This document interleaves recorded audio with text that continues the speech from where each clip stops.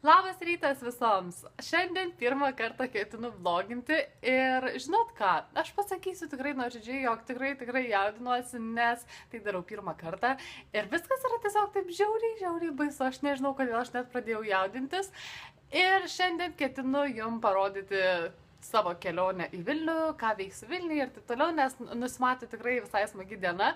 Tik kas blogiausia, kad šiuo metu tikrai atrodau labai tragiškai. Aš žinau, miegot 4 ryto, dabar yra 8, tai faktas, kad tikrai neišsimiegau, geriu kavą, bet ką, kad tik tais man padėtų išgyventi šią dieną.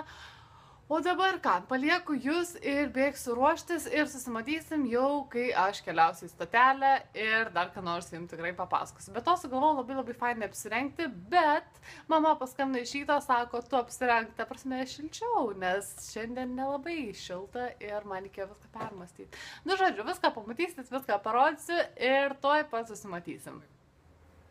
Na va, aš susirašiau ir matot, kad makiažo galia tikrai labai gera.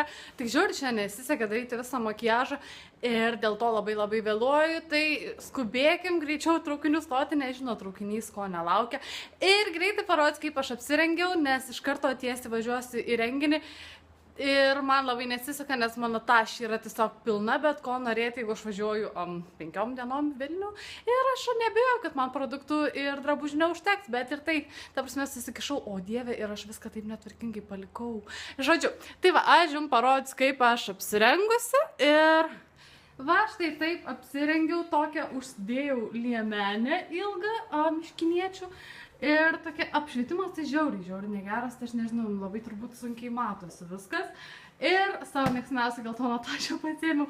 Viskas lekiam pro duris, nes tikrai nespėsiu. Ate, mažyti, ate.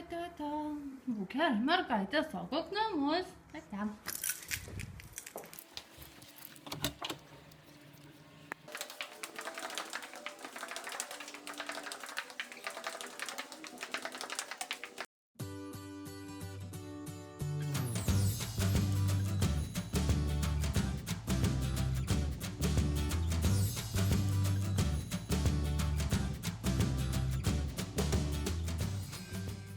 Ir o dieve, žmonių atėjo, nejauku kalbėjau.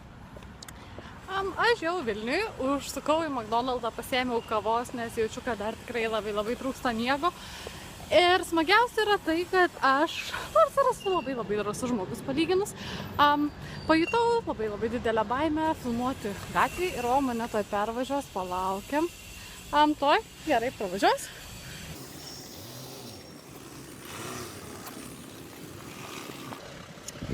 Tai va, tai grįžau ir ką norėjau pasakyti, tai žiauriai yra nejauku filmuoti visuomeniai ir taip atrodo keista, ta prasme, tu šneki, filmuoji, žiūri į telefoną ir visi žiūri, ką tu čia darai, ta prasme.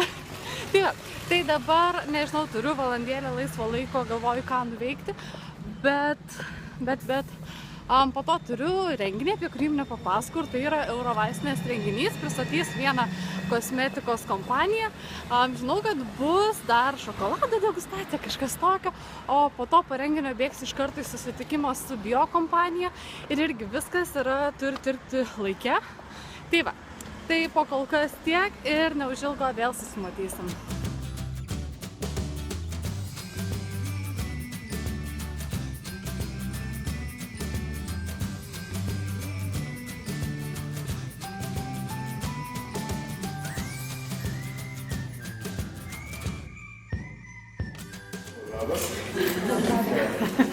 Aš labai noriu pakalbėti lietuviškai, bet mano lietuviškai is not so good. So I'm just going to try to keep it in English. I guess you all understand English really well. So I'm from GC Sport, I'm the owner of GC Sport, and I always love to do sport. Yeah, so one part is it's called cacao. Cacao is like 100%, and 100% cacao is like raw. It's vegan as well. Yeah, this is like actually you can eat. Let's call it like cacao or chocolate without putting on weight. You can even lose weight.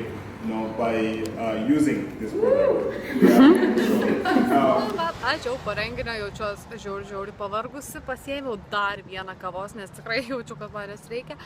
Ir laukiu savo draugės, kurios nemačiau daug metų ir galų gale mes susitiksim, nes eisim fotografuoti, galų gale pirmą kartą pateiksiu ne tik savo vlogą, bet ir savo drabužių derinuką, kuris turėtų būti, ta prasme, toks pats nedrąsus kaip ir šis video. Nekritikuokit labai. Viskas, tikrai paskutinis įrašas šiandien, jaučiuosi žiauriai pavargus, man atrodo jau yra kiek po 8 vakaro. Tai ką, buvau su savo draugės susitikus, kurią nesimatėm bent 4 metus kokius. Ir paskaičiavom, kad mes jau 17 metų esame draugės. Ir tai yra tikrai labai keista, kai tu tokį ilgą laiko tarpą, aišku, pažįsti žmogų. Ir ta prasme, nėra to jokio jausmo, kad nesimatėm ilgai ar nėra apie ką kalbėti. Žiauriai fainai, kad gali šnekėti apie viską ir negalvoti apie jokias detalės. O dabar viskas važiuoja iki panoramos. Net padusau. Tai va, ir susitiksiu su savo sesė, kuri mane nuveš pas mamą. Ir galų gale aš pailsėsiu. Tarp kitko, turiu žiauriai daug dovanėlių visokiausių. Ir greitai jomis pasidalinsiu. Ir o Dieve padėk, kad čia būtų stotelė. Čia ir tikiuosi, kad... nes dar reikėtų eit 0,5 kilometro. Tai va, tikiuosi, jog šis video buvo neblogas kaip pirmam kartui, nes žiauriai bijau ir labai jaudinausi, nes yra labai neįprasta filmuoti, kai